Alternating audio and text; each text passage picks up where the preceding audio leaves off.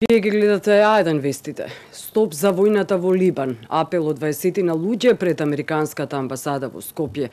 А синоќ имаше протести во Лондон и Виена. Денеска нови жртви, но сепак Израел одбива прекин на огнот. Со либански и палестински знамиња 20 на членови на Арапско-македонското здружение извикуваа пред Американската амбасада во Скопје. Стоп за новата војна во Либан. Крвта е за живот, не е за пролевање. Затоа сме тука денеска да кажеме на крвопијци да ја сочуваат крвта од човек на човек и за човек е. И првата детска амбасада во светот меѓаши денеска со порака: испратете љубов, а не оружје.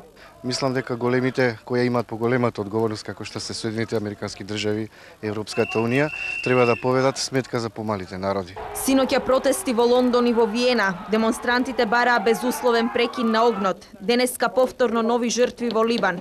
Висок службеник на Обединетите нации Ришард Морчински изјави дека Израел ќе ги срамни со земја населените места во Јужен Либан и градот Тир ако продолжат нападите на Хезболах врз Хаифа.